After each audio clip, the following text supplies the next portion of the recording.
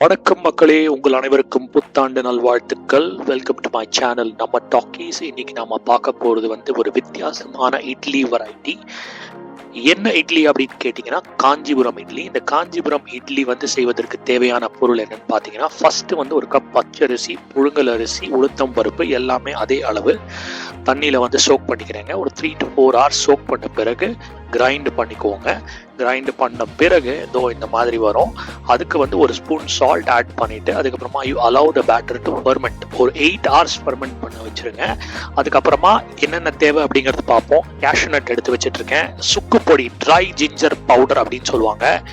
இஞ்சி வெட்டி வச்சது ஒரு 7-8 பீஸு, கருவேப்பிலை, அதுக்கப்புறமா மிளகு ஜீராம் இதை நான் அரைச்சி வச்சுட்டு இருக்கேன். மிளகும் ஜீராமும் சேர்த்து மிக்சியில் போட்டு அரைச்சது. இது பாருங்க, இந்த மாவு 8 hours கழிச்ச பிறகு எப்படி இருக்கு அப்படிங்கறத நீங்க பாக்குறீங்க. இதுக்கு நீங்க ஃபர்ஸ்ட் அந்த சுக்கு பொடி இருக்கு பாத்தீங்களா, ட்ரை ஜிஞ்சர் பவுடர், கடையில ட்ரை ஜிஞ்சர் பவுடர்னு கிடைக்கும். அதை நீங்க ஆட் பண்ணிக்கோங்க.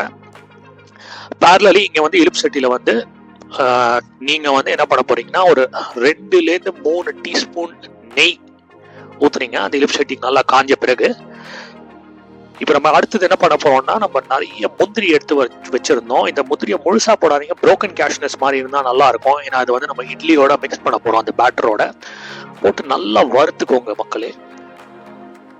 இது ஆக்சுவலா நான் அப்சர்வ் பண்ணது பாத்தீங்கன்னா, இது கேஷ்யூ நட்ல ஏதாவது கலப்படமா இல்ல இப்படிதான் ஆகுமா அப்படிங்கிறது எனக்கு ஷுவரா தெரியல. கொஞ்ச நேரத்துல பாத்தீங்கன்னா ஒரு ஒயிட் லிக்விடா அது மாறிடுச்சு. அது ஏன் அப்படிங்கிறது தெரியல. உங்களுக்கு எதனால அப்படின்னு தெரிஞ்சதுன்னா நீங்க கீழே கமெண்ட் பண்ணுங்க. ஸோ இது இப்போ ரெடி ஆயிடுச்சு. இப்போ நம்ம இந்த பேட்டர்ல சுக்கு பொடி போட்டு வச்சிருக்கோம் இல்லையா, அதை நம்ம இந்த கேஷ்யூ நட், வறுத்து வச்ச கேஷ்யூ நட்டை அந்த நெய்யோட அப்படியே மிக்ஸ் பண்ணி ஊத்த போறோம். அடுத்தது அதே இலுப்பு சட்டியில இப்போ நல்லெண்ணெய் ஊற்றி வச்சுக்கிறேன். உங்களுக்கு வேணும்னா நீங்க நெய் கூட ஊற்றிக்கலாம். நான் போட்டிருக்கிறது நல்லெண்ணெய், அரைச்சி வச்சிட்டு இருக்கிற மிளகு ஜீரா, அதுக்கப்புறமா வெட்டி வச்சிருக்கிற இஞ்சி, அதுக்கப்புறமா அடுத்தது கருவேப்பிலை, இதை போட்டு அந்த மிளகு ஜீராம் ஒரு மாதிரி ஒரு கொஞ்ச நேரத்துக்கு இதை மிக்ஸ் பண்ணுங்க. கொஞ்ச நேரத்துல அந்த மிளகு ஜீராம் ஒரு மாதிரி வெடிக்க ஆரம்பிக்கும், பொரிக்க ஆரம்பிக்கும்னு சொல்லுவாங்க. அது உங்களுக்கு பார்த்தாலே தெரியும். இங்க பாருங்க, நான் உங்களுக்கு இப்ப இந்த வீடியோல பார்த்தோன்னே நீங்க பாக்குறீங்க, பபிள் பபிளா வர ஆரம்பிக்கும். அது வந்த பிறகு நீங்க அந்த மிக்சரை நம்ம வச்சிருக்கிற இந்த பேட்டர்ல ஆட் பண்ணிக்கோங்க. ரிமெம்பர், நம்ம இந்த பேட்டர்ல ஆல்ரெடி சுக்கு பொடியும் அப்புறம் இந்த கேஷ்யூ நட்ஸ் வறுத்ததையும் நல்லா ஆட் பண்ணிட்டோம். பாருங்க, இதுதான் க்ளோஸ் அப்ல காட்டுறேன். இப்போ நீங்க அடுத்தது பண்ண வேண்டியது, இந்த பேட்டர்ல இதை நல்லா மிக்ஸ் பண்ணுங்க. ஒரு நல்ல ஒரு டெக்ஸ்சர் வரணும். ஒரு 2 to 3 minutes இது நீங்க பண்ணீங்கன்னா தான் உங்களுக்கு இது சூப்பரா வரும். ஸோ இந்த காஞ்சிபுரம் இட்லி நீங்க சட்னியோடையும் சாப்பிடலாம், இல்லை மிளகா பொடியோடையும் சாப்பிடலாம். பெரும்பாலும் மிளகா பொடியோட சாப்பிட்றது சுவையா இருக்கும். இன்னைக்கு நான் ஒரு தக்காளி சட்னி அடிச்சிருக்கேன் இதுக்காக.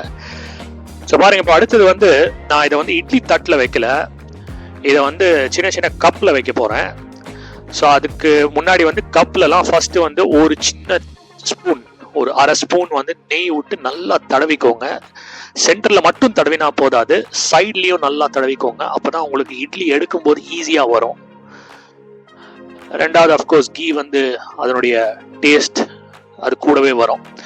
இப்ப நீங்க செஞ்சு வச்சிருக்கீங்க பாத்தீங்களா, அந்த பேட்டர், அதை ஒன்னொன்னா இதுல ஊத்துங்க. அஃப்கோர்ஸ் நீங்க இதை இட்லி தட்டுல கூட செய்யலாம். பட் நீங்க இட்லி தட்டுனா அந்த ரெகுலர் இட்லி ஷேப்ல வரும். இது காஞ்சிபுரம் இட்லி. யூஸ்வலா நீங்க கோயில் எல்லாம் பாத்தீங்கன்னா காஞ்சிபுரத்துல உங்களுக்கு இந்த மாதிரி டம்ளர் ஷேப்ல தான் வரும். ஸோ இப்போ இதை நான் குக்கர்ல வைக்கிறேன். இதுக்கு விசில் கிடையாது, ஜஸ்ட் ஸ்டீம் ஃபார் 10 minutes தான். ஒரு பாத்திரத்தை வச்சு அதுல தண்ணியை ஊற்றி குக்கருக்குள்ள வச்சு ஸ்டீம் பண்ண போறேன். மேல ஒரு தட்டு வச்சுட்டேன், பாத்தீங்கன்னா தெரியும் உங்களுக்கு. தட்டுக்கு மேல இந்த 4 கப் ஆஃப் இட்லி பேட்டர் வச்சிருக்கேன்.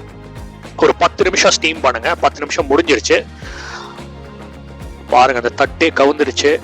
இப்போ ஒன்னொன்னா நம்ம எடுத்து வைக்கிறோம் அந்த 4 கப்பையும். பாருங்க எவ்வளவு சூப்பரா வந்திருக்குன்னு. இது நல்லா வெந்திருக்கா அப்படின்னு டெஸ்ட் பண்றதுக்கு ஒரு ஃபோர்க் வச்சுக்கோங்க, இல்ல ஒரு டூத் பிக் மாதிரி எதா இருந்ததுன்னா அதை நல்லா உள்ள அழுத்தி பாருங்க, ஒட்டாம வரணும். இப்போ நான் க்ளோஸ் அப்ல உங்களுக்கு இந்த ஃபோர்க்கை காமிச்சேன். இப்போ நம்ம ஒரு ஸ்பூன் வச்சு இந்த 4 இட்லியும் எடுக்க போறோம்.